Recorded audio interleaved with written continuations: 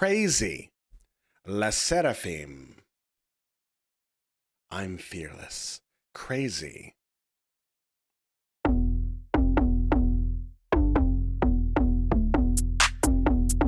Act like an angel and dress like crazy. Oh, the girls are calling, calling. Oh, the girls are calling, calling. Oh, the girls are calling, calling. Oh, the girly girls.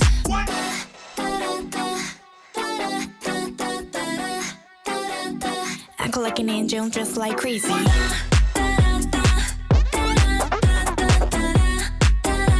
Yeah, 내 심장이 강림. 넌 CPR 같이 손잡아 like Pikachu. 100만 벌트 전기 is pumping. I'm on a back faster. 미쳐볼 candy sassy. 뉴런의 자가를 강신 내 머릿속은 멈춰로 같이. 스스로 심판의 매일 내 속에서 적당히 미치려 했지. 몰라 you can't want to down 제길 난 그런 짓지. 내 답은 이미 super crazy. Crazy, crazy, crazy, crazy, crazy, crazy, crazy, crazy, crazy, crazy, crazy. Act like an angel and dress like crazy. Act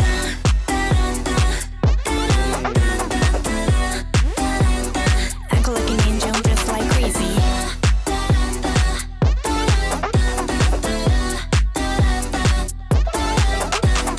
All the girls are calling, calling. All the girls are calling, calling. All the girls are calling, calling. All the I have a question. All right, first of all, I completely understand within the first 8 seconds of the song, I am not the target demographic. No worries, I can still keep a neutral eye. A lot of things make sense to me given that information and context. However, does anybody know the lampshade? Is this just a thing, or is this a reference? Is this a meme that I'm not aware of? Oh, I can be a girly girl. I'm good with that.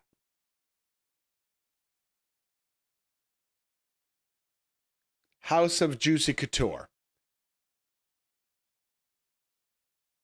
It's like voguing ballroom. Oh, wait. House of Juicy Couture? Is that? Oh, it's a Vogue group. Oh, man.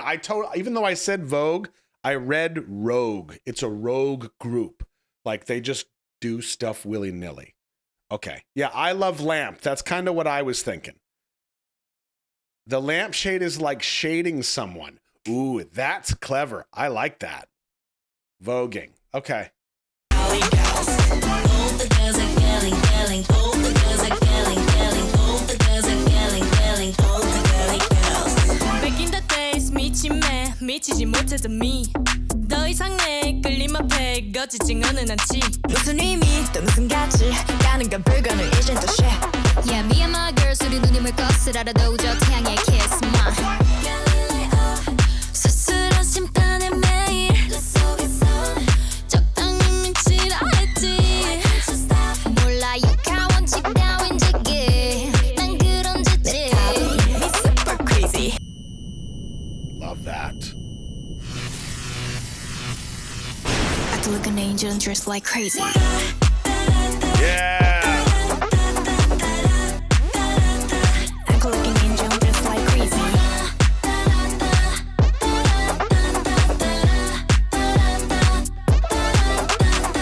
All the girls are calling, calling. All the girls are calling, calling. All the girls are calling, calling. All the girly girls.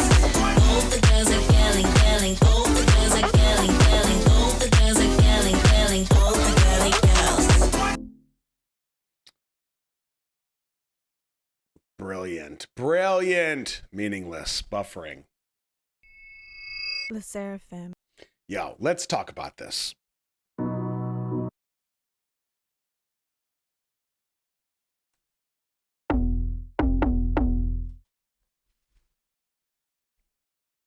Because I want to be the best I can be at my job, I always try to do research on new techniques and new styles, and I just, try to keep up. Can't rest on your laurels. You always got to be pushing, got to be a hustler, got to keep working. Well, I treat this the same way. I try to learn more. I mean, with the time that I do have, I want to learn more. I want to understand more. I want to, think outside my comfort zone. I want to learn more things. Over the past however many months, I've started to dig around a little bit in terms of like understanding some of the trends that take place. Now, I know it sounds like an old man, like, I just want to see what the kids are up to these days. Well, I want to understand. I mean, from not just a YouTube channel perspective, but more like what's making people tick, right? I mean, we get into some pretty deep conversations here on the couch. And I've always told you, I love the deep conversations. I love two people, kind of sharing experiences, and then you learn from each other. Well, if I were going to take what I consider to be an average or standard middle-aged male perspective on this kind of stuff, it would be like, okay, yeah, this sucks, the same for me and whatever. But there's that accomplishes nothing, right? Like, I'm not going to grow by taking that, like, this isn't for me, and then I just let it be. Now, sometimes that's the case because I just know, like, this ain't for me. I just don't want to put in the effort. But these cats are doing something right over and over and over again. Now, one thing that I've seen trend-wise, and it's not just with SSERAFIM, but in, I'll just say the K-pop realm, because that's how my algorithm goes, just like yours, shocking.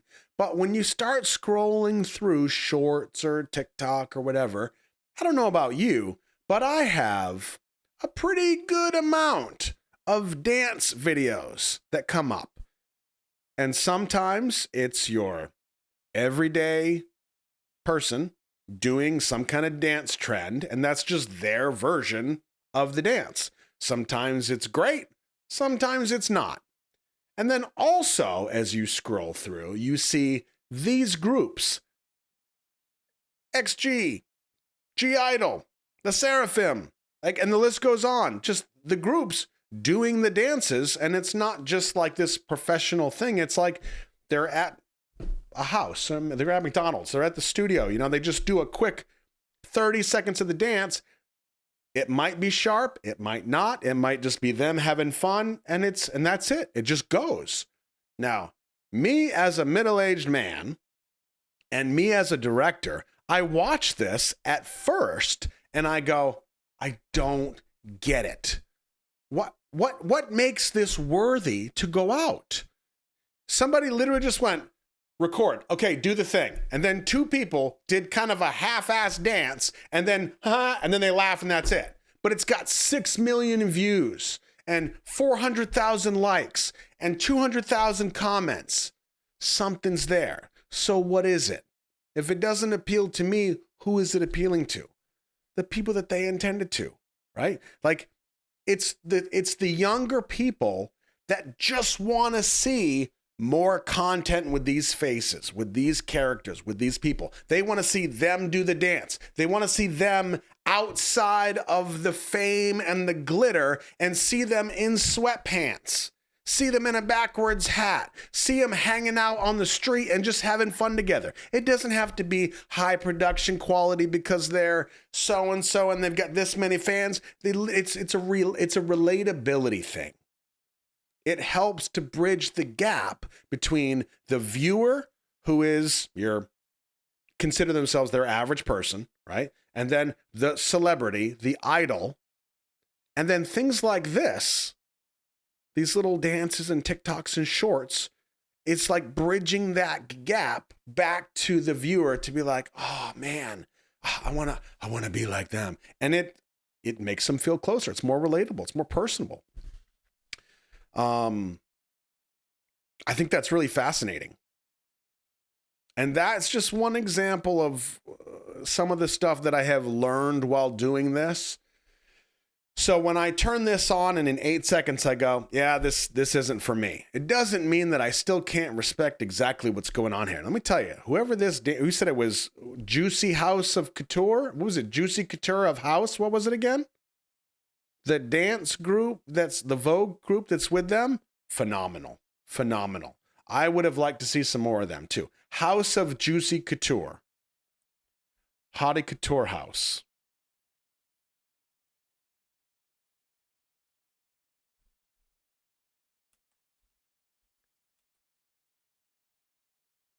Yeah, there's a lot of little things in this video that, as a director and doing the types of videos that I do, which is not music videos, again, I'll reiterate, there's things that I'm starting to understand why they're there. Because how many times have we watched a video and I go, why? I don't get why they would do that. Doesn't mean there's not an answer. It just means that I don't know the answer. Like at one point, I asked about the lampshades. The answer of throwing shade, I really like that. Doesn't mean it's true, but I think that's pretty clever. Now, there is another question. So this with the filters and the ears and stuff, social media, totally get it. But there was this one point, I think it was here, it might have been later. Yeah, it's later. There was a point where their heads got really big. I wondered if there was a reason. We were underwater, giant gun, got it. I was told to go moderately crazy. I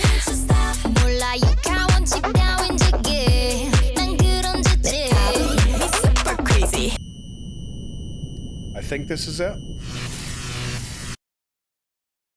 Yeah. Their heads get really big. Is there a significance to this or no?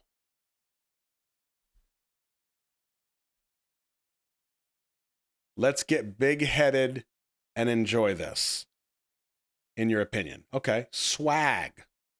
Okay. Now, these do sound like theories that you're passing. Yes, but I can't entirely explain it. Okay. Thank you, Clash. So anyway, so regardless of whether or not we have an answer, I think that in this regard, there might be something to it. There might not be. It could just be something fun, something goofy, and that's okay too. It just depends on your audience, you know?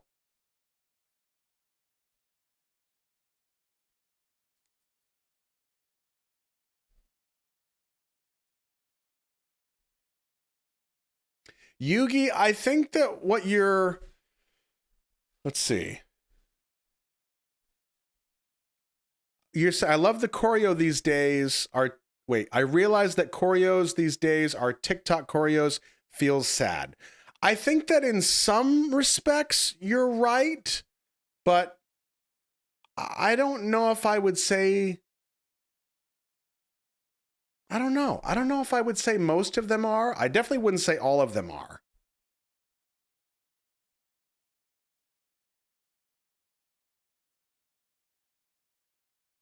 Campy, respectful homage to the LGBTQ and voguing communities from the song to the choreo. Fun, campy dance song. Yeah, I totally get that. Fun and campy. I mean, and from the age perspective too, like I'm trying to think. I think we talked when the first video I ever watched from the SSERAFIM was no. Unforgiven. No. Okay, Unforgiven. And I remember asking about the ages. So I know they're in the younger cadre than myself, obviously. Yeah, they are on the younger side. That's right. So that's probably where I'm putting some of these pieces together.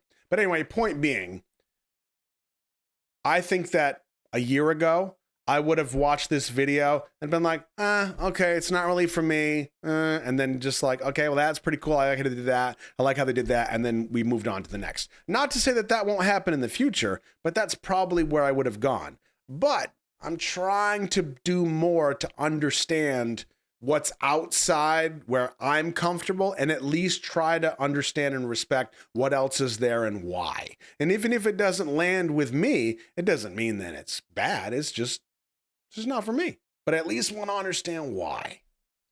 And information like Lulu is passing on of like fun, campy song, paying homage to the LGBTQ and voguing communities. I love that context. That's perfect.